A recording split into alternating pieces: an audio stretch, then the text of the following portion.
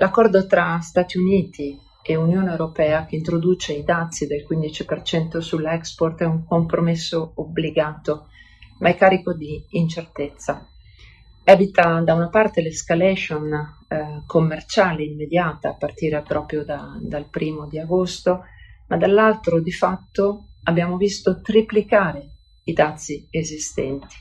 A questo si somma un dollaro debole e questo ha un impatto pesante sul nostro export, quindi sicuramente mette a rischio la tenuta del comparto manifatturiero italiano ed europeo.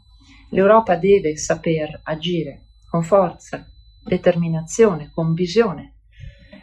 Siamo in attesa di conoscere gli ulteriori dettagli, ma l'accordo quadro è un compromesso obbligato che scongiura l'escalation, ma che rappresenta un fattore di profonda incertezza per l'economia italiana e per l'intera industria europea.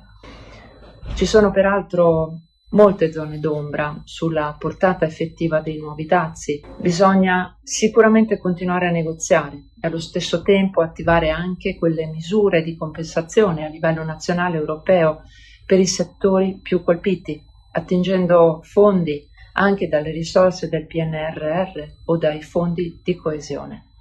Dobbiamo eliminare i cosiddetti dazi interni, troppe norme, troppa burocrazia. Ci serve un piano industriale straordinario per aumentare la competitività con gli investimenti e la semplificazione, sforando se serve anche il patto di stabilità, così come è previsto per il piano della difesa.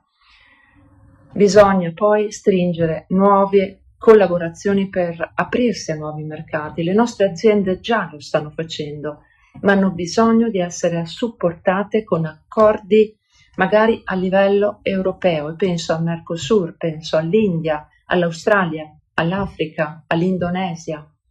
Le imprese hanno bisogno di essere sostenute con accordi